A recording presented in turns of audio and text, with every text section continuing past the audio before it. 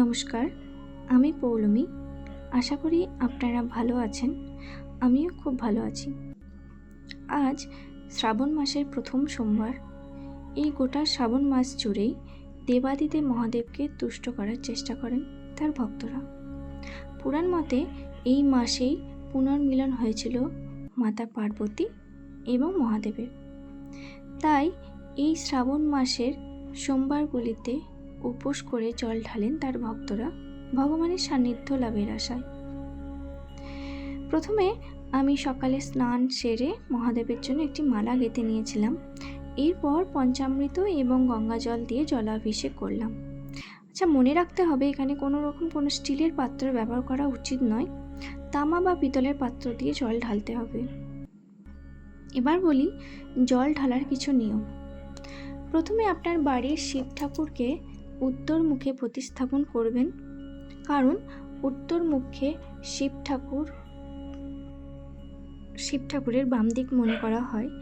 যেহেতু বাম দিকে মাতা পার্বতীর অবস্থান, তাই উত্তর মুখে শিব পূজা করলে মহাদেব এবং মাতা পার্বতী উভয়েরই আশীর্বাদ পাওয়া যায়। সর্বপ্রথম শিবলিঙ্গের ডান দিকে অবস্থিত গণেশের ওপর জল অর্পণ করতে হবে। এরপর বাম দিকে কার্তিকের ওপর জল অর্পণ করতে হবে। মাঝখানে অশোক সুন্দরীর ওপর জল দিতে হবে। তারপর গোল মতন অংশটি, যেটিতে মাতা পার্বতীর অবস্থান, সেখানে জল ঢালতে হবে। সর্বশেষে শিবলিঙ্গের মাথার উপর জল অর্পণ করবেন। তা এই ছিল আমার জলাভিষেক করার কিছু কথা।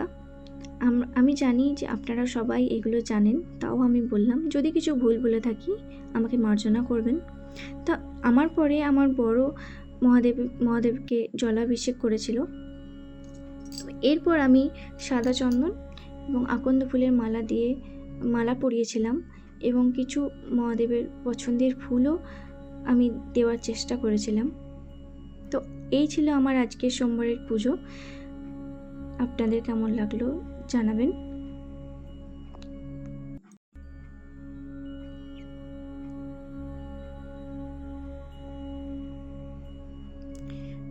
তো এরপর পুজোর শেষে বাড়ির লোকের জন্য কিছু বানিয়েছিলাম লুচি এবং একটু পায়েস। তাই ভাবলাম তোমাদের সাথে একটু শেয়ার করি। তো প্রথমে আমি একটুখানি আটা নিয়েছিলাম, যেহেতু আমি এখানে ময়দা ব্যবহার করিনি, কারণ ময়দা খাওয়া শরীরের পক্ষে খুব একটা ভালো নয়, তাই জন্য। তো তোমরা চাইলে ময়দা ব্যবহার করতেই পারো। তো আমি এখানে আটাটা ভালো করে মেখে আমি একটু চাপা দিয়ে রেখে দেবো কিছুক্ষণের জন্য। ততক্ষণ আমি এখানে পায়েসটা বানিয়ে নেব। তো কড়াতে 1 চামচ ঘি দিয়ে সেখানে একটা তেজপাতা, তারপর একটু 2-3টের মতো এলাচ দিয়েছিলাম। তারপরে একটুখানি নাড়িয়ে চাড়িয়ে সিমুইটাকে দিয়ে দেবো।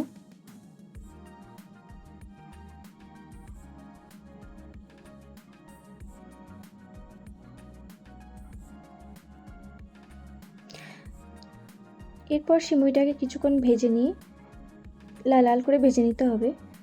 ভেজে নেওয়ার পর আমি এখানে দুধটা দিয়ে দেবো।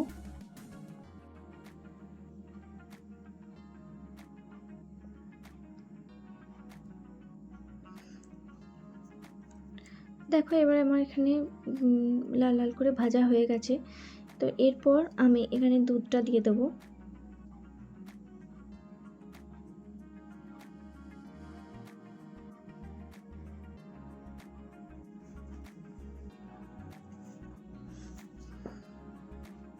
পাঁচ মিনিটের মতো ফুটে গেলে এটাকে নামিয়ে দিতে হবে।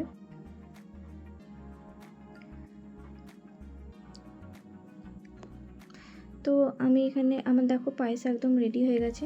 আমি এটাকে নামিয়ে নিলাম।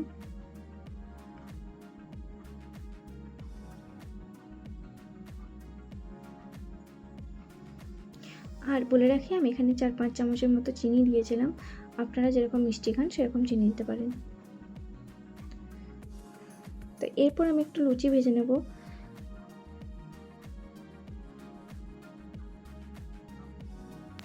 তো আজকে এই ছিল আমার ভিডিওটা কেমন লাগলো জানাবেন অবশ্যই। ভুল ত্রুটি হলে মার্জনা করবেন। টাটা।